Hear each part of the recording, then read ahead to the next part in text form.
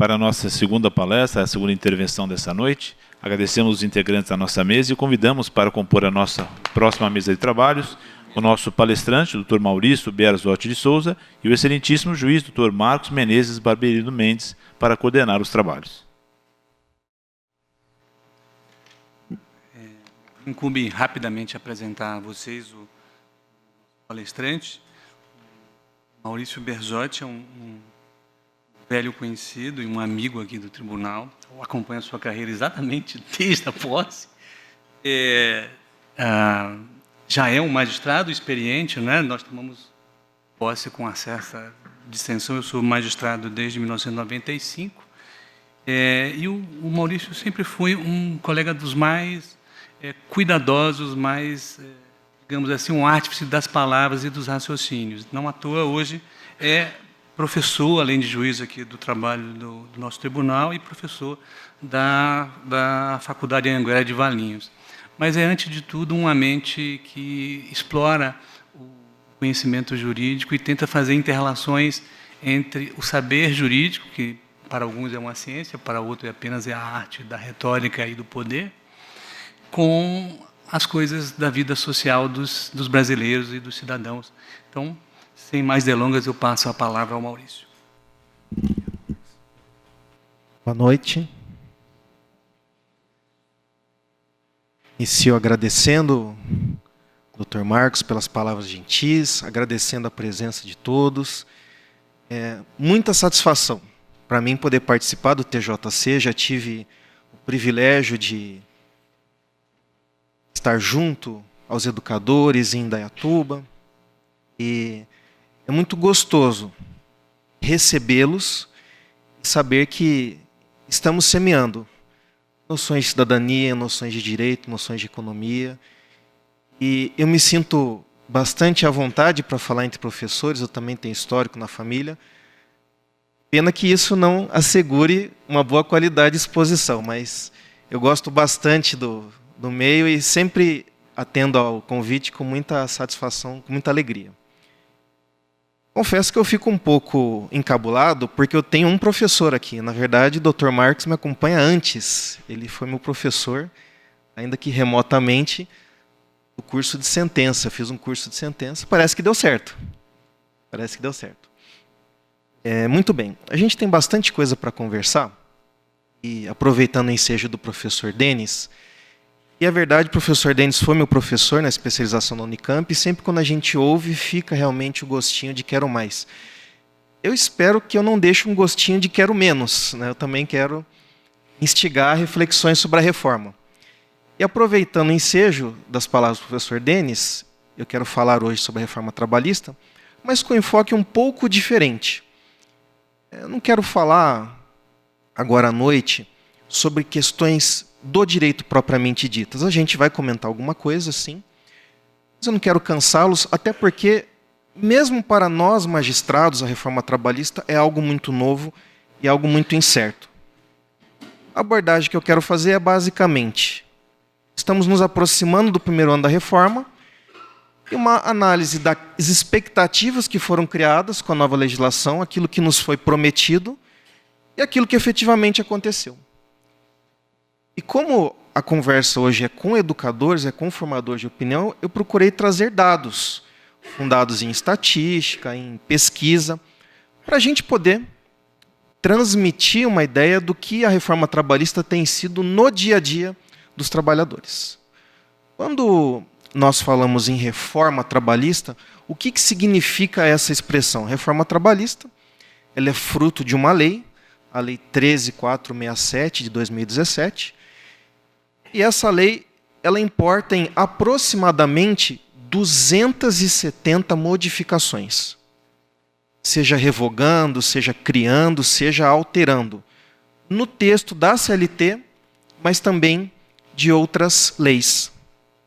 Essa lei, a Lei 13.467, ela passa a produzir efeitos a partir de 11/11 de 2017. Ela traz para nós, e eu quero falar muito rapidamente sobre isso, porque é uma pergunta que sempre aparece, uma boa dose de dificuldades, primeiro pela questão técnica.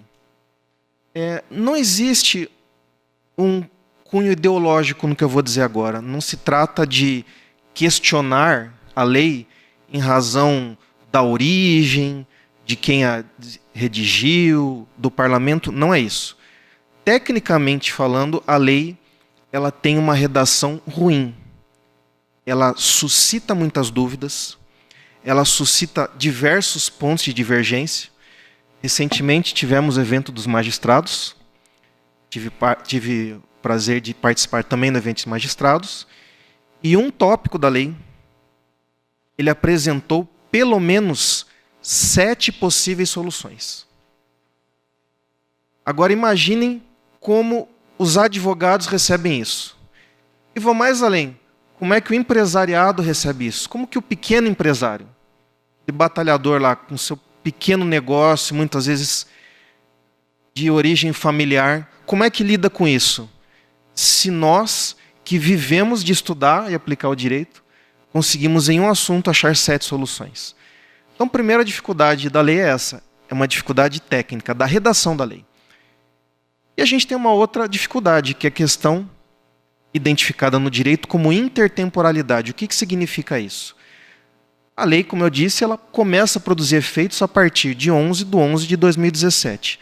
Mas já havia pessoas trabalhando em 11/11/2017. Afinal de contas, a mudança da lei atinge essas pessoas, não atinge, atinge as pessoas que saíram de seus empregos antes de 11/11/2017. E para deixar as coisas um pouco mais complicadas, parece que não gostaram muito da lei, porque em 11/11 ela passa a produzir efeitos, e já em 14/11 vem uma medida provisória, a medida provisória 808. Ela acarretou algumas modificações importantes, só que essa medida provisória ela não foi convertida em lei. Ela produziu efeitos até 23/4/2018. A medida provisória ela foi para o parlamento, e ali ela poderia receber aditivos, emendas, e a impressão que dá é que ou bem as pessoas não queriam aprová-la, ou realmente estava muito mal feita, porque foram apresentadas nada menos do que 967 emendas. Só para a gente ter uma ideia, a CLT tem 922 artigos. Então encaminharam uma segunda CLT para discutir junto com a MP. E claro, não foi possível discutir a MP, ela acabou caindo. Não conseguiram sequer chegar a um consenso para editar o decreto legislativo. Quando a medida provisória não é convertida em lei, é editado um outro tipo de texto, um decreto legislativo, para explicar como é que fixa a transição. E nem nesse ponto houve consenso. Venceu o prazo da edição do decreto legislativo e não conseguiram aprovar o projeto. E aí fica a pergunta, bom, de 11/11/2017 para frente, nós temos a lei nova. Mas nesse período de 14/11 até 23/4, a medida provisória. E agora? Como é que funciona? Em uma linha do tempo, seria algo mais ou menos assim. De 11 a 13, a lei, na sua redação original, de 14 a 23, a medida provisória, e a partir de 24, nós voltamos, como a medida provisória não foi convertida em lei, nós voltamos ao texto original.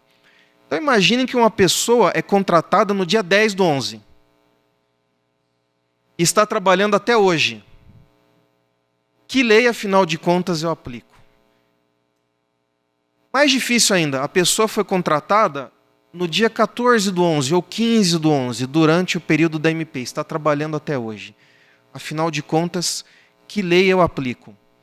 Existem tendências. É muito difícil apresentar uma resposta definitiva, mas caso essa questão surja junto aos alunos, o que parece que vai acontecer, o que a gente tem visto, por exemplo, de debates no âmbito do TST, é a ideia que, a partir do momento do seu início, vale o respectivo texto. Ou seja, eu contratei a pessoa antes da lei da reforma.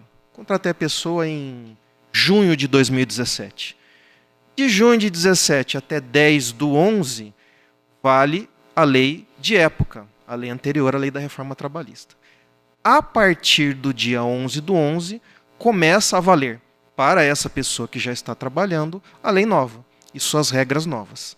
Se a pessoa continua trabalhando com a mudança e ingressa nesse período da medida provisória, naquilo que modifica, valem as regras da medida provisória.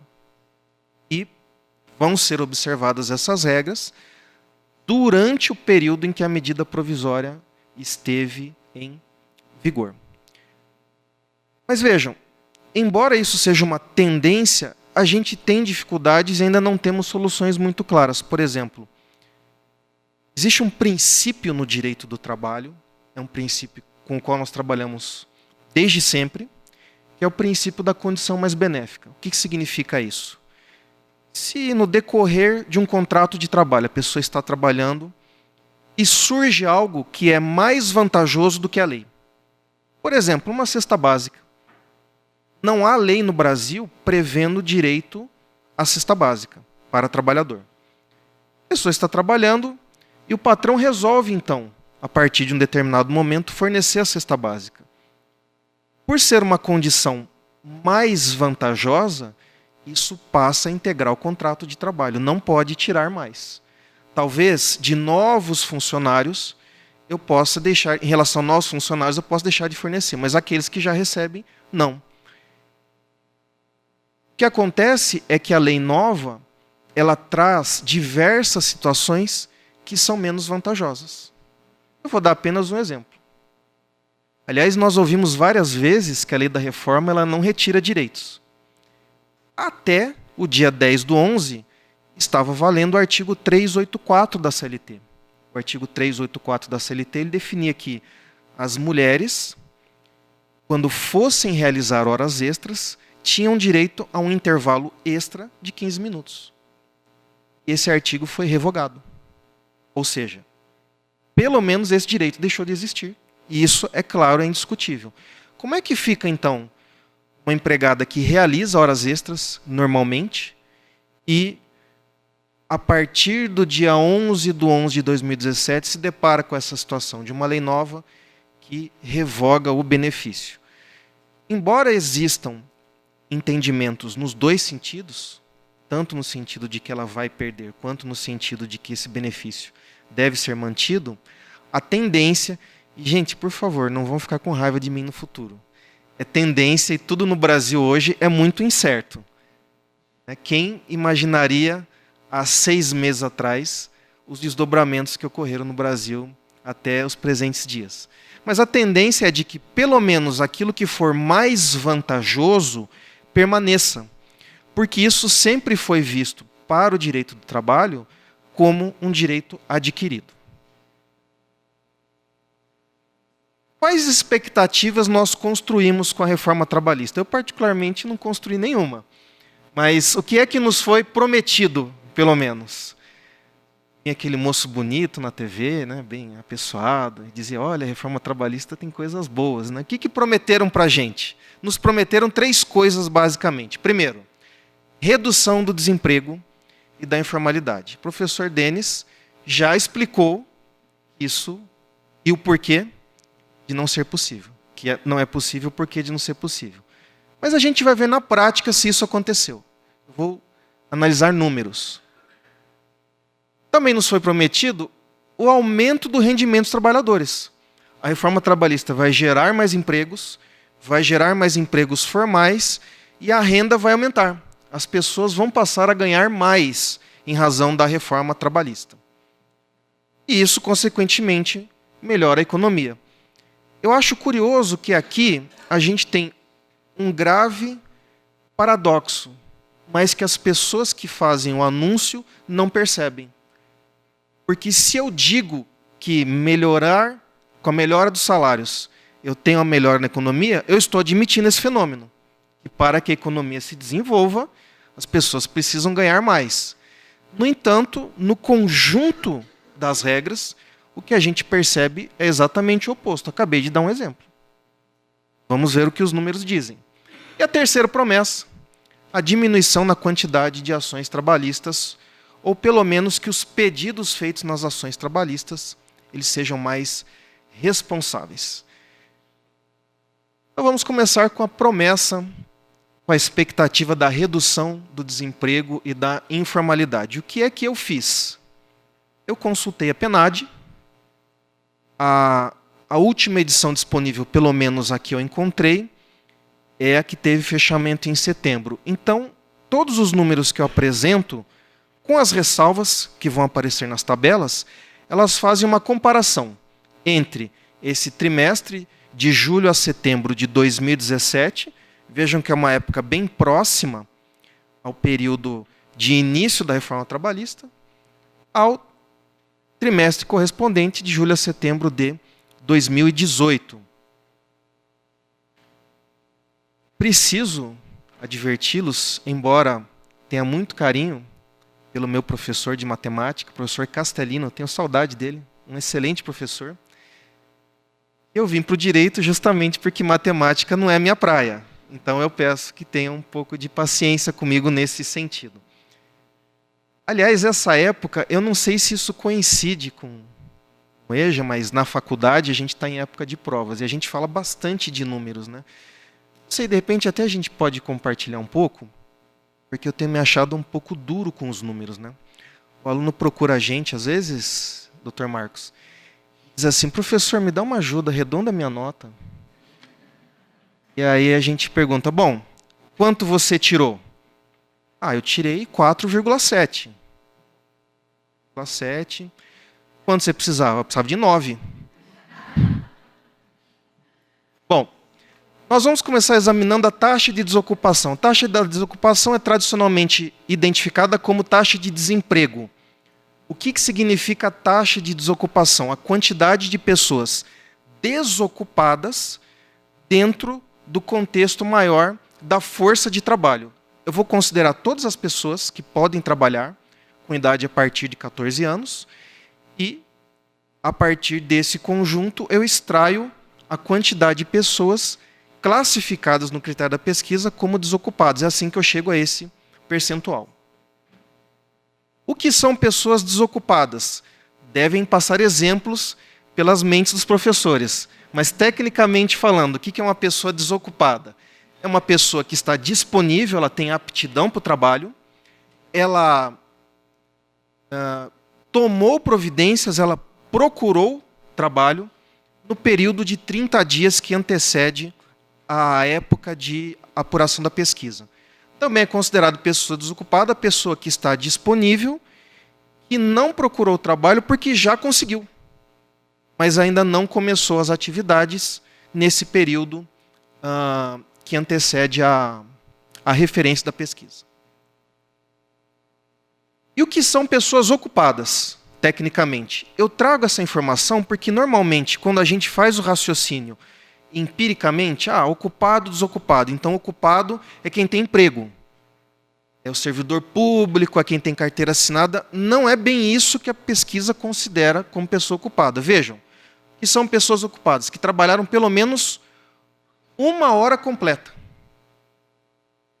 O que acontece é que a gente tem um número macro que ele não revela uma quantidade muito grande, e eu vou falar sobre isso daqui a pouco, de trabalhos ruins, porque são trabalhos de curta duração e mal remunerados. Também são pessoas ocupadas, aquelas pessoas que não necessariamente receberam dinheiro, trabalharam auxiliando alguém da residência e receberam algo por isso, seja pagamento, seja eventualmente um benefício, uma utilidade. E, finalmente, as pessoas que estão temporariamente afastadas. No marco de 2017, nós temos 12,4% de taxa de desocupação. No de 2018, 11,9%. Então, aparentemente, nós temos algo positivo. Nós temos na casa aí de 129 milhões de pessoas em 2017 e 124, então, aparentemente, a promessa está sendo cumprida. Aparentemente, nós temos mais pessoas empregadas, parece que está dando certo. Vamos analisar, então, de maneira um pouco mais detalhada esses números. Quando a gente abre a pesquisa, e eu selecionei alguns detalhes, tem diversos, selecionei alguns eu vou falar bem rapidamente. Empregados com CTPS. A gente já começa a perceber um decréscimo. Empregados sem CTPS, ou seja, pessoas que não têm carteira de trabalho, pessoas que trabalham de maneira informal. Um aumento. Isso já conduz a uma primeira impressão. Está havendo migração de trabalho formal para trabalho informal. Mas não vamos chegar a essa conclusão ainda. Vamos analisar um pouquinho melhor os números. Então aqui eu estabeleço paralelos. Eu menciono, inclusive, eu faço um comparativo entre o primeiro trimestre de 2017 e o primeiro trimestre de 2018. Mas eu vou andar um pouquinho. Os slides estarão disponíveis, depois podem consultar com mais calma. Trabalhador doméstico. Dados da pesquisa. Com carteira, a gente percebe mais uma vez decréscimo. E sem carteira, um aumento. De certa forma, confirmando uma expectativa inicial de que está havendo uma migração da formalidade para a informalidade. Novamente, comparativo. E agora, um dado que eu acho importante. E eu vou me permitir transmitir essa reflexão para que pelo menos converse com os alunos. Porque eu acho que aqui a situação pode fazer toda a diferença em termos de qualidade de vida. Vejam, quando nós analisamos o trabalhador que não é empregado, vamos pensar no empreendedor. Tanto aquele que faz a inscrição, que tem o CNPJ, quanto aquele que não tem. Nos dois casos, há um aumento no número. Então, a gente consegue perceber, pelos números, que, apesar do decréscimo da taxa de desocupação, nós temos uma redução de atividade formal, de empregado, e um aumento dos outros tipos de atividade.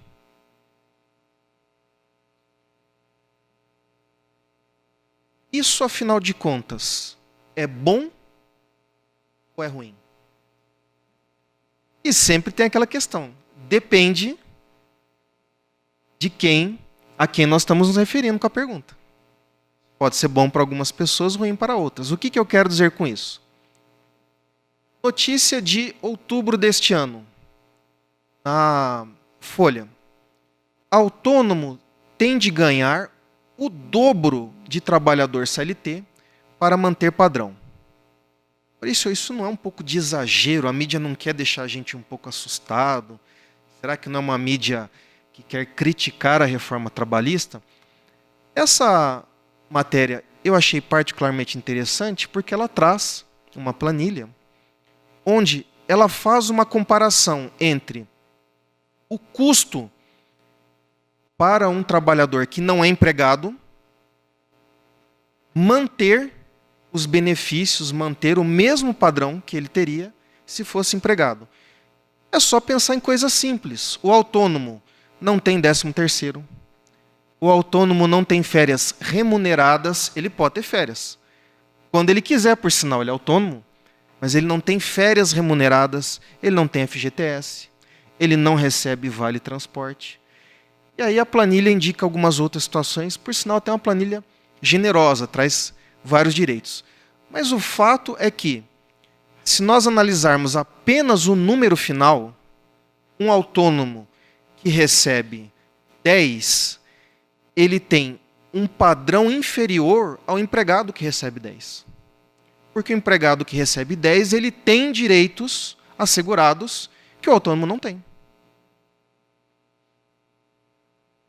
E mais, o brasileiro, ele é muito imediatista. Nós não temos cultura de poupança, nós não temos cultura de investimento. O empregado, ele tem as contribuições sociais do INSS descontadas na folha. Mesmo que ele não queira. Vai descontar e vai para o cofre público. O autônomo. O autônomo, quando ele se depara com essa dificuldade inicial de não ter 13º, não ter FGTS, não ter férias remuneradas, ele tende a não contribuir como contribuinte individual, ou a contribuir menos. Ele pode contribuir, mas aí é por conta dele. Aí depende da disciplina dele. E num contexto de necessidades imediatas, de pouco dinheiro, falando português claro, é natural que a pessoa priorize suas despesas, suas contas de consumo do que uma previdência. Então, até de maneira indireta, a gente vê o problema que uma migração sem critério de atividade formal para atividade informal pode criar. E isso eu acho interessante, caso os alunos tenham interesse em saber os aspectos práticos da reforma trabalhista, que seja conversado. Ainda que estejamos falando do mesmo número final. E ainda que no mercado informal não ocorram certos descontos, não tenhamos tributos, é mais vantajoso, direta e indiretamente, permanecer como empregado. Porque o autônomo precisa realmente de um rendimento maior para conseguir manter o mesmo padrão. Outra pesquisa, outra notícia, também de outubro, reforma trabalhista não melhorou contratação para 61% de pequenas empresas, que é a grande realidade do Brasil. O Brasil é um país que tem essa característica de incremento de muitas pessoas que realizam pequenos negócios, negócios familiares. E no decorrer da notícia nós vamos verificar que 61% dos entrevistados acham que a reforma trabalhista não teve influência nenhuma, entrevistados os empregadores, ou que a influência foi de negativa para ruim. Então vejam que nem o pequeno empregador aparentemente gostou da reforma trabalhista. Para o trabalhador que migra para a informalidade, nós já vimos que aparentemente não é tão bom. Para os empregadores, que nós poderíamos imaginar como uma resposta positiva, em relação aos pequenos, na opinião deles, não foi. Queridos, basta pensar em algo muito simples. Basta pensar em algo muito simples. Uma das alterações da lei. O intervalo intrajornada, o intervalo de almoço. A lei hoje permite que se negocie isso. Eu posso, ao invés de 1 hora, conceder os 30 minutos e pagar a diferença. Negociação coletiva, mas eu posso negociar. Eu pergunto, que empresa pequena, empresa que tem 1, 2 funcionários, vai ver vantagem nisso? Pagar essa meia hora, que ganho de produtividade uma empresa como essa pode ter? Ela vai conseguir gerar mais para justificar esse custo. Para o trabalhador, eu imagino que não seja positivo reduzir de 1 hora para 30 minutos. Eu, algumas vezes no fórum, precisei almoçar em 30 minutos ou menos. Uma vez, numa ação trabalhista, um advogado falou: doutor, é impossível almoçar em 10 minutos. Eu disse: doutor, não é. Fica aqui que eu te mostro. Não vai ser bonito, mas eu te mostro como a gente faz, às vezes, quando tem muito processo na pauta. Mas isso não é bom para a saúde. Isso não é bom para relacionamentos. Eu trabalho hoje em uma vara que me transmite satisfação porque eu posso almoçar com servidores. A gente pode conversar, pode se conhecer. Pode desenvolver relacionamentos. Então, diminuir o intervalo pela metade não é bom para o trabalhador, em teoria. Para o pequeno, não faz diferença, o pequeno empresário. A quem isso aparentemente beneficia? O grande. Eu fiz uma visita institucional, mediante um convênio do TRT, em uma multinacional, e eu fiquei assustado. Uma multinacional, uma montadora de automóveis, a velocidade com que um carro é montado. Em questão de minutos, um carro fica pronto. Em questão de minutos, 2, 3, 5, 10 automóveis. Eu via isso. Parecia que tinha um mágico escondido na linha de produção, porque os carros saíam. De um lado a gente via entrar uma bobina de aço. Metade da linha de produção, robôs. Duas partes do chassi se juntavam e eram pintadas. Até aí só robôs. Quando esse chassi pintado era colocado no eixo e isso ia para a linha de produção, então apareciam os trabalhadores para fazer as atividades com maior nível de detalhes. E os carros saindo. Imagine como é bom para esse perfil de empresário poder comprar 30 minutos. Como é barato pagar meia hora de um grupo de trabalhadores para produzir uma quantidade maior de veículos. E agora uma notícia bem recente. Vejam que é do dia 17. Contratos intermitentes, eles avançam e já correspondem a 1/3 das profissões formais. Em agosto saiu uma notícia, eu conferi isso hoje à tarde. Em agosto saiu uma notícia dizendo que o trabalho intermitente correspondia a 1/4, 25%. Agora já estamos em 1/3. Se formos ler a notícia, vamos ver que há pessoas que acham que ainda não avançou, que pode avançar mais, que não estão ocorrendo contratações pelo receio do aspecto jurídico. Mas isso não é o mais grave. Nós temos um índice na tabela que é o índice dos desencorajados ou desalentados. E não estamos falando de pessoas que ouvem música brega. Antes fosse isso. Nós estamos falando de pessoas que literalmente estão perdendo a esperança. Porque o que esse índice mede? Ele mede basicamente isso. Pessoas que pararam de procurar emprego, porque acham que não vão mais conseguir. 2017, na casa aí de 4,2 milhões. Agora, em 2018, no dado mais recente, 4,7. Uma pequena retração ao maior número da aferição histórica, que começou em 2012. Desde 2012, o maior número foi atingido no primeiro trimestre deste ano, 4,8 milhões de desalentados. Agora, uma pequena retração, talvez por final de ano, resultado de eleição, enfim, eu não posso afirmar, serão conjecturas. Mas o fato é que tem muita gente que literalmente jogou a toalha, que literalmente está perdendo as expectativas. Bom, eu vou correr, o Roberto já me deu aqui o alerta. Aliás, Roberto, me permita, eu fico muito honrado de vir aqui, falar no plenário do tribunal, falar para os professores, mas ter o meu nome chamado pelo Roberto do tribunal é quase um Oscar, né? Eu imaginei ele falando, e agora o Dr. Maurício, and the Oscars go to, né? Ter o nome chamado pelo Roberto talvez seja uma das maiores honras da noite, então muito obrigado. Falar rapidamente sobre esse ponto, antes de nós encerrarmos, e eventualmente podemos elucidar alguma questão nas perguntas. Eu dou aula à noite, Dr. Marcos, na faculdade. Sempre quando eu pergunto se alguém tem uma questão depois da aula, nunca ninguém tem. Vamos ver se hoje a gente quebra esse paradigma ruim, né? Mas vamos lá. As pessoas estão ganhando mais dinheiro? Talvez você esteja pensando, bom, Maurício, eu não estou. Se alguém está, o dinheiro não veio para cá. Vamos ver os números, valores em reais, valores brutos.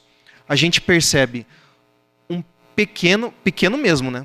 Um pequeno acréscimo em relação aos empregados com carteira e um pequeno acréscimo em relação aos empregados sem carteira. R$ 7,00 é inclusive um valor um pouco melhor do que no primeiro trimestre em relação aos empregados, e R$ 18,00, e aqui eu quero chamar a atenção.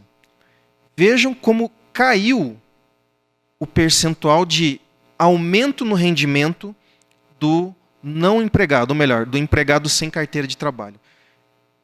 Porque eu imagino que muitos dos trabalhos novos estejam nesse índice. Muito do trabalho informal, intermitente, sem carteira, esteja aí. Então vejo que de um aumento de R$ 70,00, nós caímos dentro do mesmo ano, num espaço aí de 6 meses de apuração, para R$ 18,00 de majoração. Ou seja, essa majoração, se analisada no curso de 12 meses, sequer cobre um salário mínimo. Se a gente estiver falando de empregado formal que recebe salário mínimo, quando ele passa para a informalidade, a tendência é que esse pequeno ganho de rendimentos sequer represente o equivalente a um salário mínimo ao cabo de 12 meses. Ou seja, ele não consegue nem o 13º dele, em outras palavras. Isso também acontece com o caso do doméstico. E da mesma forma, no trabalhador por conta própria, com CNPJ e sem CNPJ. Aqui, porém, nós vemos que há decréscimo no valor do rendimento. de quem trabalha sem vínculo empregatício. E quando a gente faz a comparação, a gente percebe que saímos de dados do primeiro trimestre desse ano, confrontados com o período do ano passado, de um pequeno ganho para uma situação de decréscimo. Ou seja, o trabalho informal, além de, por si, implicar em um menor padrão de vida, ainda que o número final seja o mesmo, como nós já analisamos, ele revela uma clara tendência de redução do valor final. Então, as pessoas estão saindo da formalidade com as suas garantias e proteções e indo para a informalidade e ainda assim estão ganhando menos. O que me permite afirmar, sem nenhum medo de errar, que ao menos essas duas promessas não foram cumpridas, ao menos essas duas expectativas não foram atendidas. A reforma trabalhista, ela tem resultado em menos emprego formal, consequentemente no incremento da informalidade, e são os números, e tem essa tendência da redução dos rendimentos, principalmente para quem migra para a informalidade.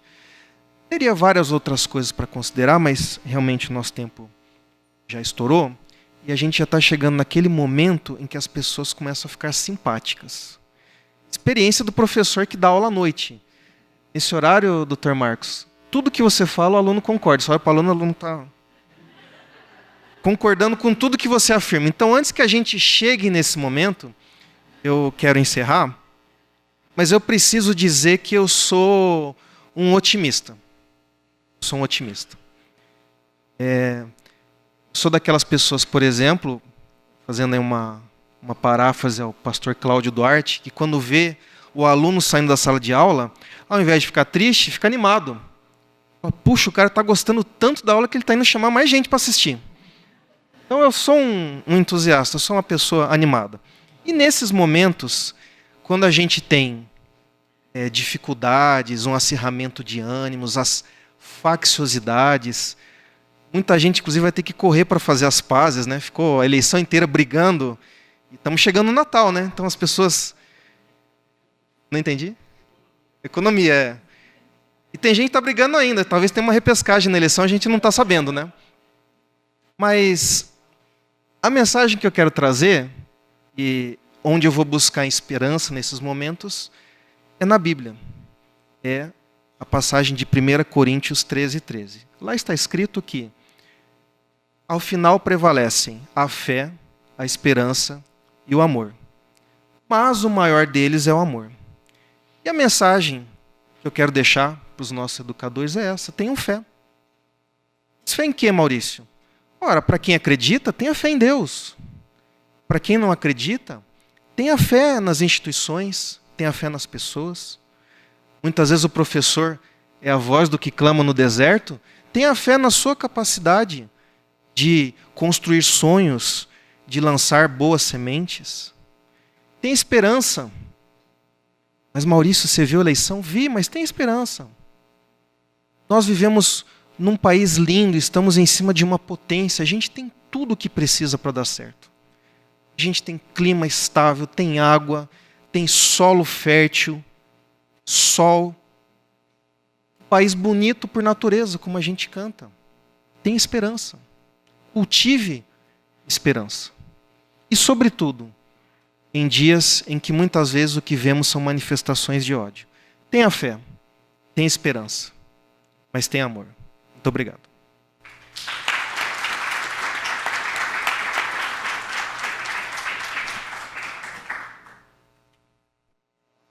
Pelo jeito, as minhas aulas de sentença não prejudicaram o rapaz e o tribunal acabou por adquirir um ótimo magistrado.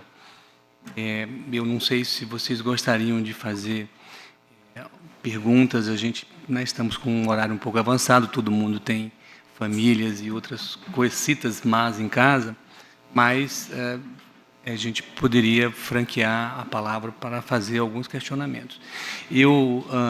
Antes que alguém se habilite, eu queria só ponderar umas coisas com vocês, para a nossa reflexão e tentar juntar essas duas falas do professor Maurício e do professor Denis.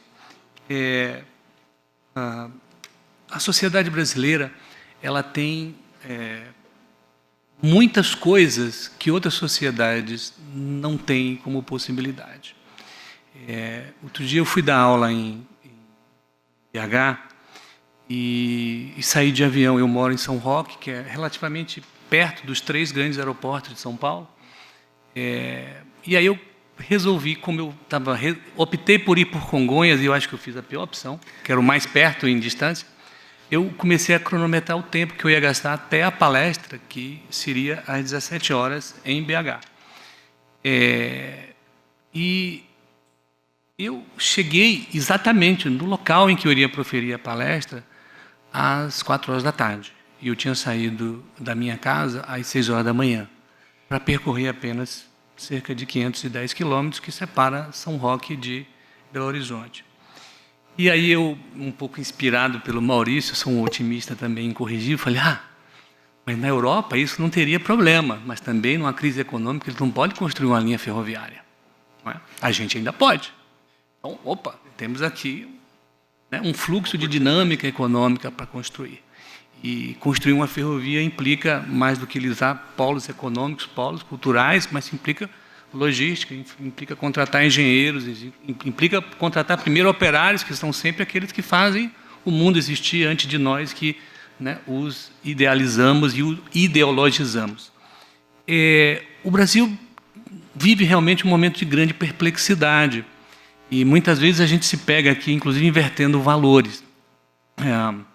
Professores não podem ser medidos pela sua produtividade, né? Porque a produtividade do professor será sempre aquilo que a civilização falar na geração futura. Não é? Juízes também não podem ser medidos pela sua produtividade, porque o tribunal não existe para distribuir dinheiro. Confesso que, né, sou conhecido nesta corte por ser um juiz progressista. Tenho empatia realmente pelo trabalho humano, mas eu não tenho empatia, simpatia, nem suspeição por quem advoga a sua causa. Eu não estou lá para julgar procedente a causa para todos os trabalhadores. Eu não estou lá para perseguir qualquer que seja o empregador, nem o pequeno, nem o grande. Não é essa a minha função como brasileiro. A minha função é, naquele momento, que vocês talvez nem saibam se eu sou ou não juiz, que uma das coisas que mais me choca na sociedade brasileira atualmente é a derruição da ideia fundamental que funda a sociedade, que é a ideia de confiança. Como é que vocês sabem mesmo que eu e o Maurício somos juízes? Vocês não leram o Diário Oficial em julho de 1995. Tampouco leram o Diário Oficial quando ele tomou posse. Como é que vocês sabem que nós somos juízes? Porque uma série de mecanismos institucionais funcionou para que vocês chegassem aqui e falassem, olha, tem aqueles 2 juízes ali que trabalham naquele tribunal. E isto é a civilização quem constrói. Como é que eu sei que vocês são professores? Porque eu tenho a confiança de que a Matra entrou em contato com a FUMEC, entrou em contato com a Secretaria de Educação do município. E, ao fazer isso, estava autorizada a chamar professores, que são as pessoas responsáveis por cuidar das crianças. Então, não existe economia, não existe desenvolvimento que se baseie em outra coisa que não seja o sentido de pertencimento. E isso talvez seja a coisa que está mais frágil no nosso país atualmente, não é? E esses dados do mercado de trabalho mostram exatamente isso. Numa expressão muito chula, eu costumo dizia aos meus alunos quando eu dava aula na graduação, que nunca olhem o direito pelo viés econômico, porque ao fazer isso o direito se aprisiona, será prisioneiro da economia. Até porque o direito do trabalho, tal qual o rabo, está para a economia, assim como o corpo do cachorro está para as suas determinantes.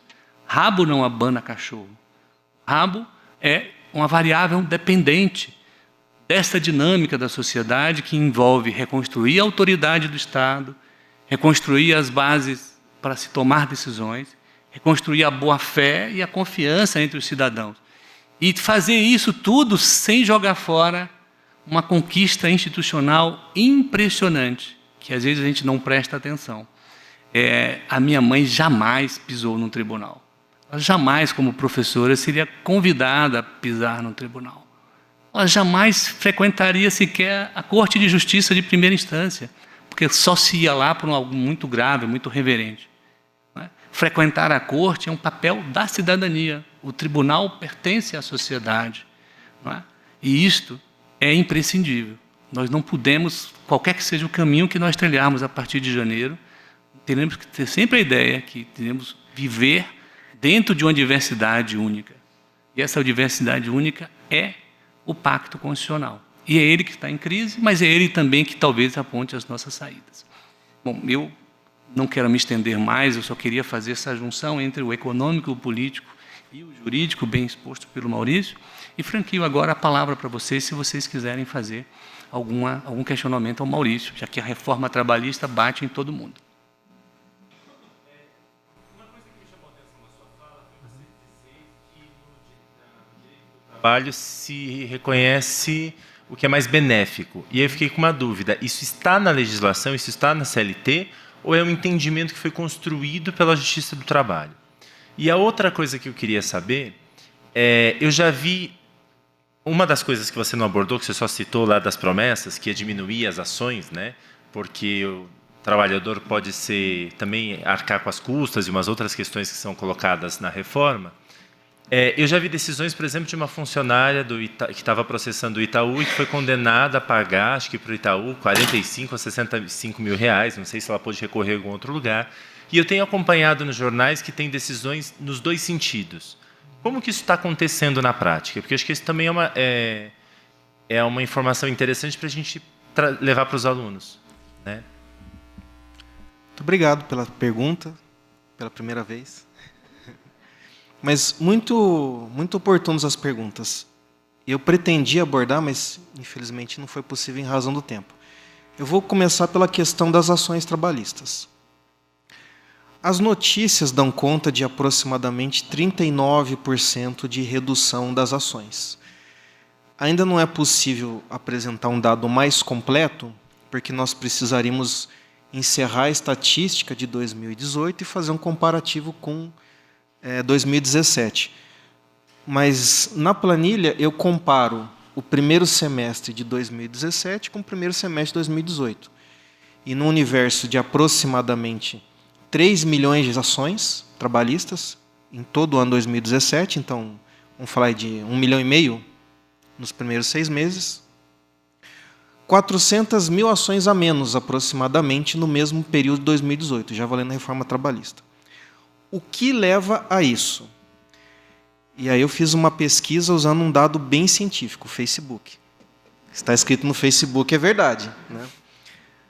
Mas eu comecei a conversar com advogados, usei a rede social pela abrangência, mas em sala de aula, em sala de audiência, nos intervalos. Por quê? Passaram a ajuizar menos ações. E eu tive 3 linhas de explicação, basicamente. Algumas pessoas me disseram que houve uma redução por uma conscientização de trabalhadores que realmente abusavam, que se excediam ao fazer o pedido, mas isso é uma quantidade bem pequena de pessoas me trouxe esse dado. Um outro segmento informa que essa redução se deve a uma insegurança jurídica. A gente não sabe, afinal de contas, o que vai prevalecer, qual a tese aplicar, que pedido fazer, qual a interpretação. Mas a maioria, e aqui ampla maioria, usou a palavra receio. E eu, inclusive, queria abordar isso na exposição. Quando a lei trata de processo do trabalho, ela é pouco simpática ao trabalhador. Tem alguns escritores que dizem que ela é... Está me fugindo a palavra, mas ela hostil. Obrigado. Que ela é hostil ao trabalhador. Justamente porque ela impõe custos, mesmo quando a pessoa é juridicamente pobre. Em outros segmentos do judiciário a gente não vê isso. E já em relação ao empregador, a lei cria mecanismos que deixam ele mais confortável na ação. Eu até ia trazer exemplos. Então, o que eu tenho percebido? Muita gente deixa de entrar com a ação porque realmente tem medo. Tem medo desse custo. Na minha experiência, E na estatística, porque só minha experiência acho que não valeria para a gente criar alguma ilação, uma coisa muito pequena.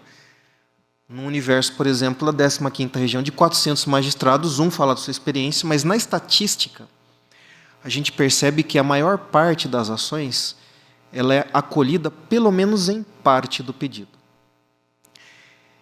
Então, e mais um dado importante, a maior parte dos pedidos, e isso é estatística, aí não é uma experiência pessoal. Eu até trazia um trecho que eu tiro do site do TST. A maior parte dos pedidos daquilo que a pessoa, objeto da ação, diz respeito a direitos de término de contrato. Aviso prévio, a multa de 40% da FGTS e a multa do artigo 477 da CLT. Que multa é essa? Terminou o contrato, a pessoa pediu para sair, foi despedida, enfim. Terminou o contrato. Há um prazo para fazer o pagamento das verbas. Se as verbas não são pagas nesse prazo, tem essa multa. Isso é o que mais se pede no Justiça do Trabalho. Ora, se o que as pessoas mais pedem são os direitos básicos, e a gente tem um histórico estatístico de acolhimento de pedidos, por que as pessoas têm entrado menos com a ação? Aí faz todo sentido essa explicação que eu recebi informalmente. É receio. Porque a mídia ela deu uma ampla divulgação aos casos em que houve condenação de trabalhadores e de testemunhas levadas pelo trabalhador. Mas também tem condenação de empregador. Tem condenação de testemunha que vai a convite do empregador. Como o Marcos disse, e eu endosso, o juiz do trabalho não faz uma opção. Eu vou julgar a favor do trabalhador, eu vou julgar contra o empregador. Não é o nosso papel. Muitas vezes, quando um juiz ele faz um discurso aparentemente contrário à reforma trabalhista, o que ele quer dizer é que a lei é tecnicamente ruim, que a lei tem pontos que briga com a Constituição. E as pessoas não deveriam ter medo de pleitear seus direitos em juízo. Aquele que vai cometer abuso, sim. A esse todos os rigores da lei. Esse deveria ter receio e parar de ajuização. Mas não o trabalhador que vai pedir o seu aviso prévio, a sua multa de 40% e a multa do 477, entre outros direitos básicos. Então, o que eu posso te responder nesse primeiro sentido é que, sim, existem apenações, tem trabalhadores que foram condenados, em muitos casos, eu diria de maneira precipitada, porque a lei foi aplicada antes do momento. Eu nem questiono se deveria ser aplicada ou não, mas pelo menos não naquele momento. Talvez em ações um pouco mais adiante. Mas a gente também tem uma grande quantidade de empregadores, de testemunhas que vão a convite do empregador, sancionados também, e que não recebem a mesma atenção da mídia. Então, o fato é que as pessoas têm tido medo.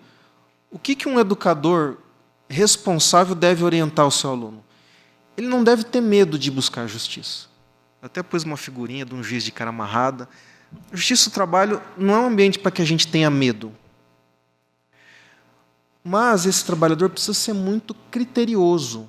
Primeiro, quando vai contratar um advogado, muitas vezes o recurso que ele dispõe não permite que ele faça a melhor escolha, mas dentre as opções, buscar escolher aquele profissional que pelo menos tem um histórico de integridade, de honestidade, e saber que na justiça do trabalho o que vale geralmente são as provas.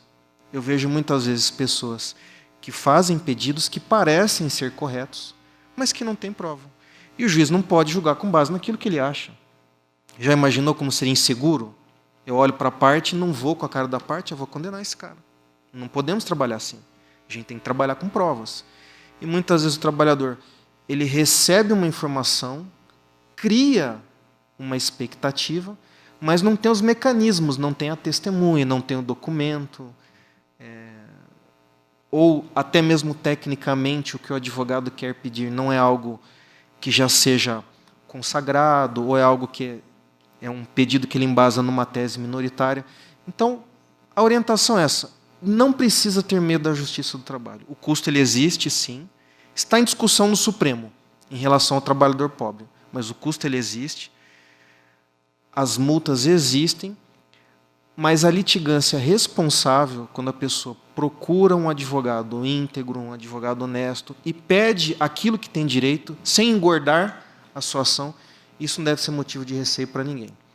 A tua primeira questão foi do princípio, da condição mais benéfica. Primeiro, um princípio.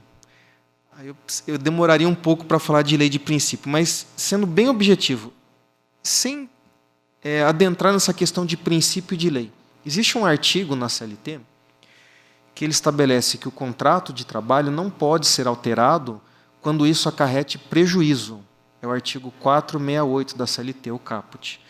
Então, a partir dessa ideia que eu não posso alterar o contrato de trabalho de maneira prejudicial, nós respaldamos o raciocínio de que tudo aquilo que vem em acréscimo não pode ser retirado. Porque se eu retiro, eu causo uma alteração contratual prejudicial ao trabalhador. Então, isso tem base legal, sim.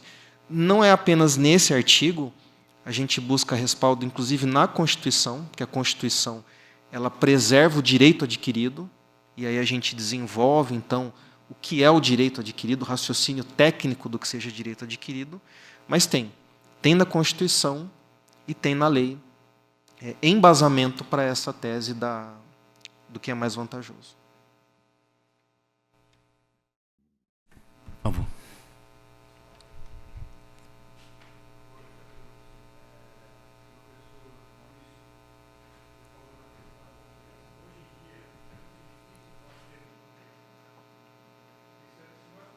Analisar a classe política no Brasil, aí nós estamos, o povo e a população em geral já não tem a confiança na classe política. Segundo, nós tivemos um aumento de 16% para o judiciário, sendo que a grande maioria da população ganha um salário mínimo, em torno de R$1.000, ou seja, é uma classe que vai ganhar 40 vezes o salário mínimo, que é uma desigualdade absurda. Nós, professores, quando nós vamos ter aumento, é no máximo 3%, 5%. Isso paga-se ao longo de 5 anos. Então, é muito complicado hoje você falar confiança nas instituições, sendo que nós, professores, lidamos com essa realidade triste e nua do nosso país. Certo? Uma primeira observação minha é essa. A segunda é em relação à questão da reforma trabalhista. Vou citar um pensador aqui. Marx falava o seguinte, que o pensamento da classe dominante se torna geral. Vou dar um exemplo, propriedade privada. Uma coisa, eu ter a minha casa, outra coisa, a pessoa ter 500 casas. Quando você pega a reforma trabalhista e a pessoa vai se tornar um microempresário, ele tem uma mentalidade do quê? Do grande empresário. É passada para ele essa mentalidade. Mas ele não sabe a consequência disso futuramente. E que ele, na sua vida prática, ele vai ter redução das suas garantias como um trabalhador, mas ele tem a mentalidade do grande empresário. E por último, eu queria que você falasse o seguinte, em relação à reforma trabalhista. Eu trabalhei numa empresa em que você tinha as pessoas que eram trabalhadores da empresa e os trabalhadores que era atividade, hoje era atividade fim. Hoje mudou, né? Essa questão, é atividade meio. Sobre essa questão, né, dos trabalhadores, como que se fica hoje essa atividade fim e atividade meio, que você cria 2 tipos de trabalhadores no mesmo ambiente, é uma questão deplorável. E saiu um dado na Folha, que quando foi aprovada a reforma trabalhista, os senadores, parte dos senadores, acredito que não tem esse dado, mas em torno de 70%, 80%, eles são empresários. Então, como você vai confiar numa reforma trabalhista, sendo que a sua grande maioria é formada por empresários? Né? Então, eu coloco para você esses questionamentos. Obrigado. Muito obrigado, Primeiro agradeço sua franqueza e agradeço as perguntas.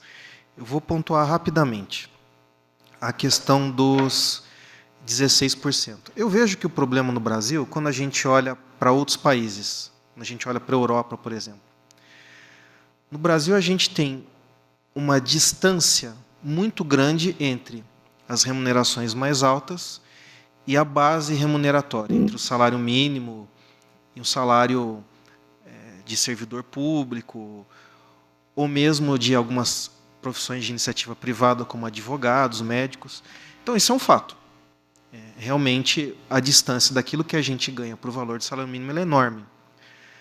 Mas eu penso que seria o caso de nós batalharmos por um salário mínimo maior, de nós diminuirmos essa distância, melhorando o rendimento de quem ganha menos. Eu, por exemplo, e aqui, gente, é sem nenhuma gracinha, eu acredito que o professor deveria ganhar tão bem quanto um juiz, porque o professor, ele é um formador de opinião, ele fornece a base que a pessoa vai precisar, inclusive para um dia fazer um concurso e tornar juiz. Eu acho que o professor no Brasil ganha muito mal, com todo respeito.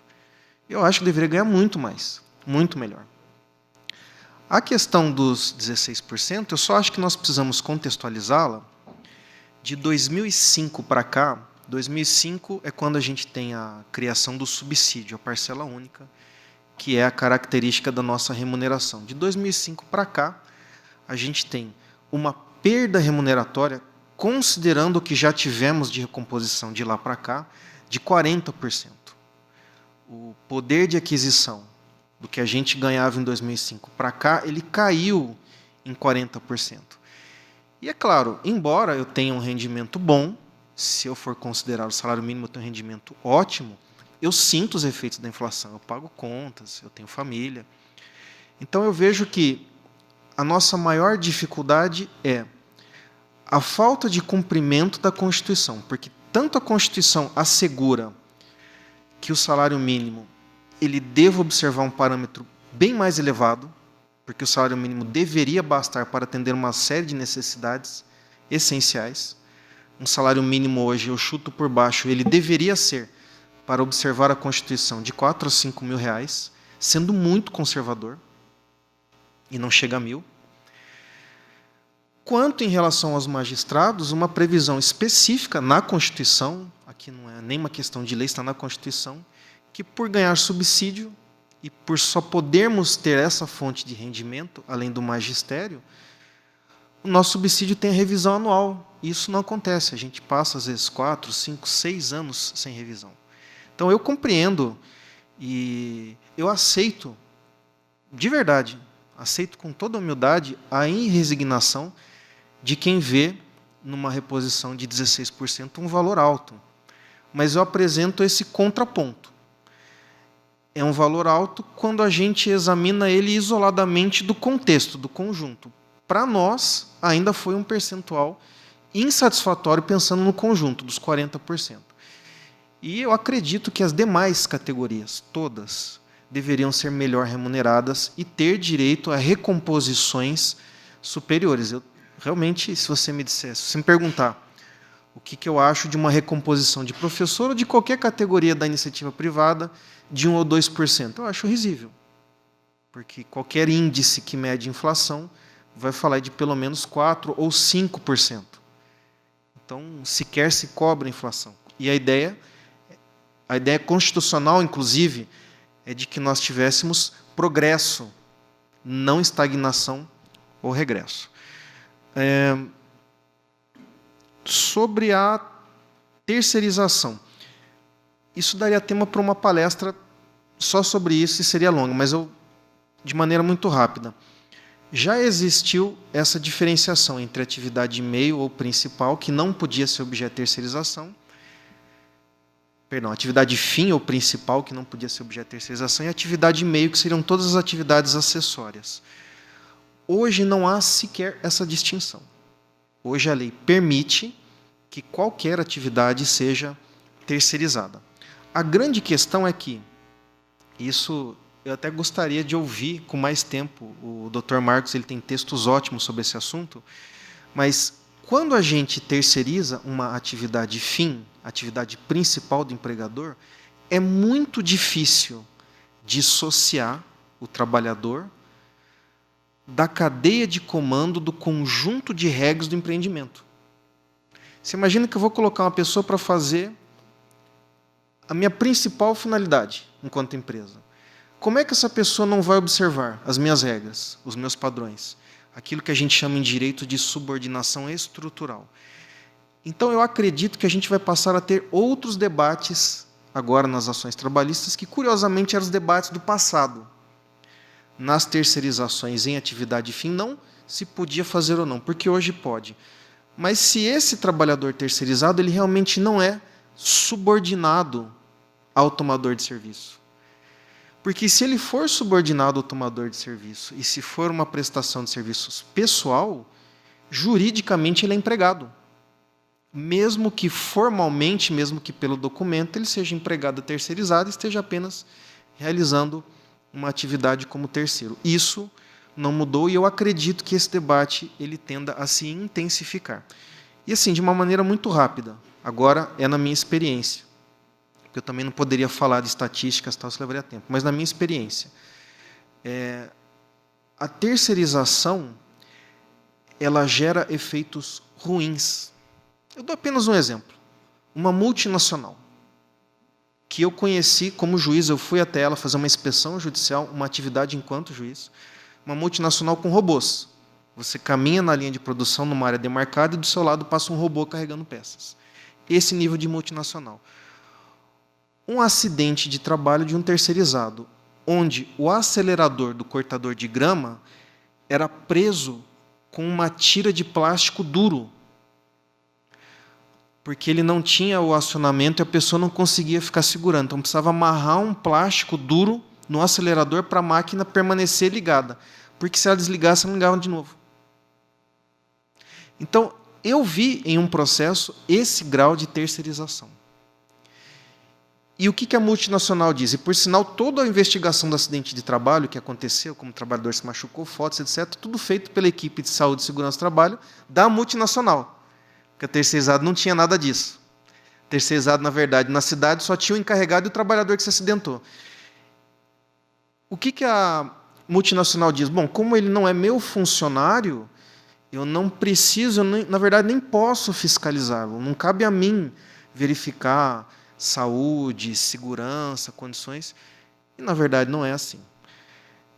Sobre a questão da confiança, veja, eu, como um pretenso estudioso do direito, eu fico triste quando eu vejo uma lei com a qualidade da lei da reforma trabalhista, já tendo visto leis como o Código de Defesa do Consumidor. As pessoas podem achar que as relações de consumo no Brasil são ruins, e realmente são, mas a nossa lei ela é excelente. Vêm pessoas de fora do Brasil, isso é verdade, pode acreditar em mim. Vêm pessoas de fora do Brasil para estudar a nossa lei, porque o nosso problema não é de lei. É de políticas públicas e de aplicação da lei, no caso do Código de Defesa do Consumidor. Então, quando a gente vê uma lei da terceirização como a atual, cheia de aspectos dúbios, cheia de conflitos inclusive com ela própria, mau uso de palavras, etc., realmente a gente se entristece. Como confiar na lei? O que eu posso te dizer é que a lei, na verdade, ela é aquilo que os aplicadores da lei dizem que ela é.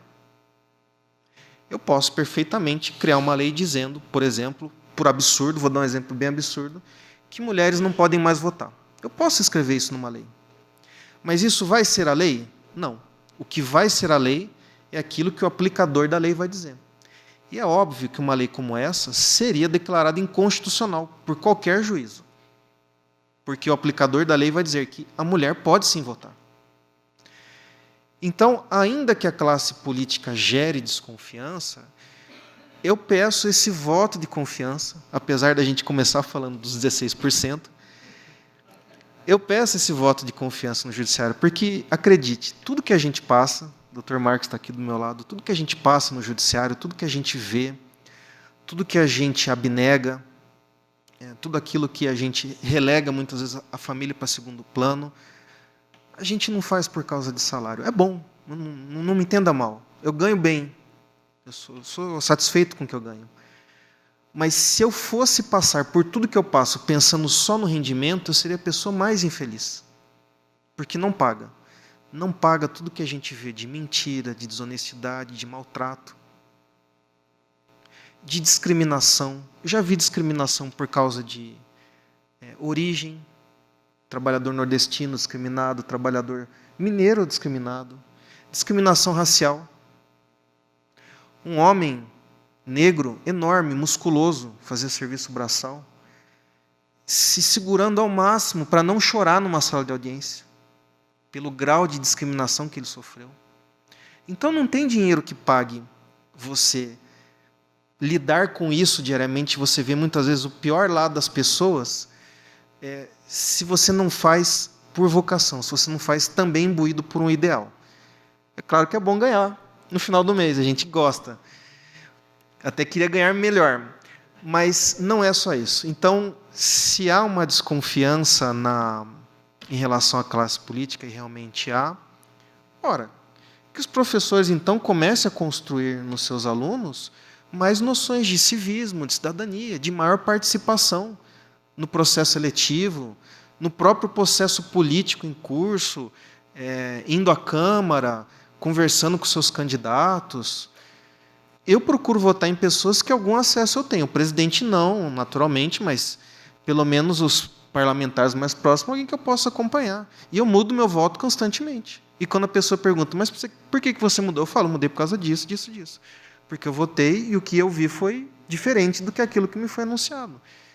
Então, o professor, o formador de opinião, ele pode criar no aluno esse senso crítico, de ser um aluno mais envolvido na cidadania, na boa política, nos processos políticos.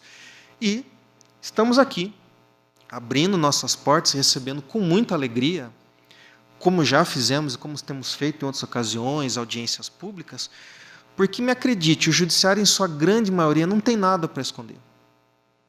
Eu poderia mentir aqui dizendo, por exemplo, mas eu não ganho tudo isso. É só acessar o site da internet, Portal da Transparência, tem lá exatamente quanto eu ganho. Tem lá o que eu produzo.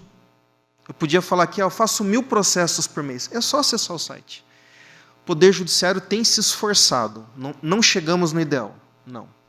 Mas o Poder Judiciário tem se esforçado para ser transparente, para ser mais acessível, mais receptivo para a sociedade.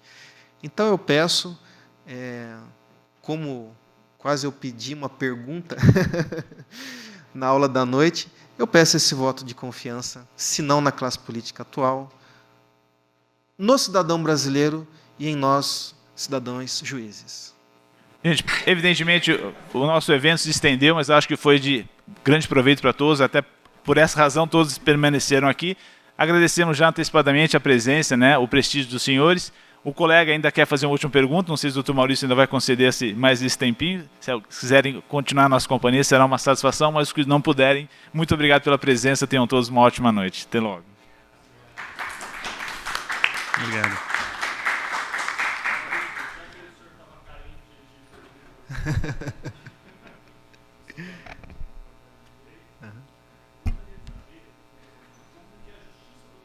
Vem se articulando para fazer essa resistência, tendo em vista que, inclusive, alguns políticos recentemente eleitos defendem, inclusive, o fim da justiça do trabalho.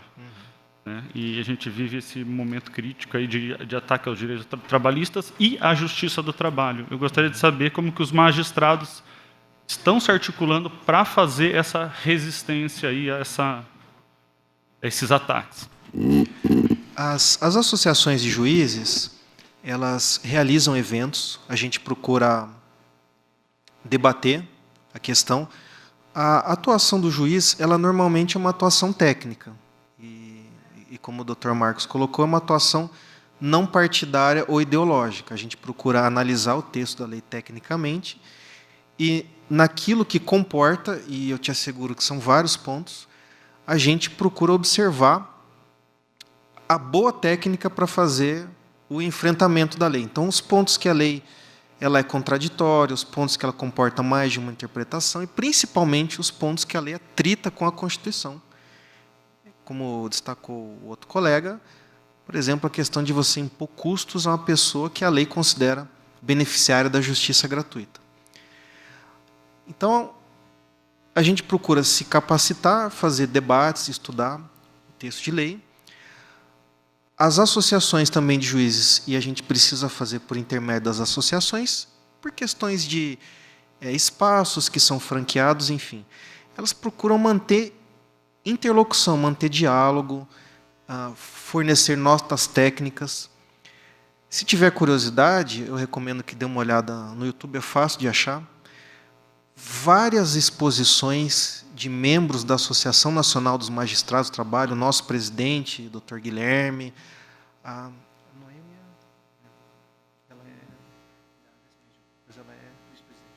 a vice-presidente, a Noêmia Porto, nas audiências públicas, inclusive na audiência pública que antecedeu a votação, compareceram, fizeram exposições técnicas, demonstraram, inclusive, com exemplos do dia a dia, pontos da lei que seriam negativos.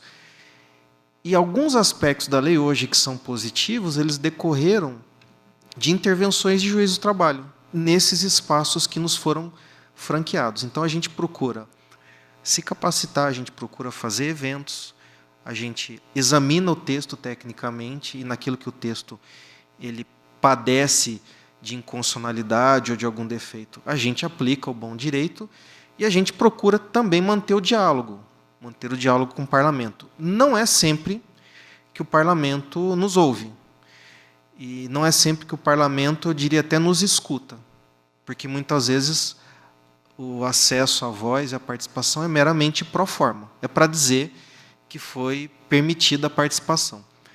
Mas a gente sempre se dispôs e sempre estaremos dispostos a dialogar com o parlamento, apresentar notas técnicas, apresentar alternativas.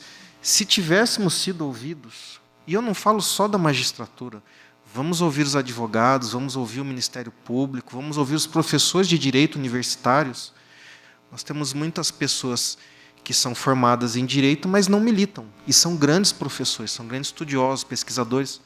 Se nos fosse dada a oportunidade de falar, e falar tecnicamente, sem questões político-partidárias, seguramente o resultado teria sido melhor. Então, nossa participação é basicamente essa. Claro, quando a gente chega a um ponto de colocar em risco a própria administração da justiça, se a gente chegar a um ponto, por exemplo, onde se discuta o fim da justiça do trabalho, a colocação dos juízes em disponibilidade, coisas do gênero, existem os mecanismos previstos no ordenamento. Existem as ações que as associações de juízes podem utilizar, buscando declaração de inconstitucionalidade ou que esse tipo de proposta não avance. Mas a nossa principal linha de atuação atualmente tem sido a capacitação e a interlocução. Obrigado por vocês. Vou encerrar a sessão antes que só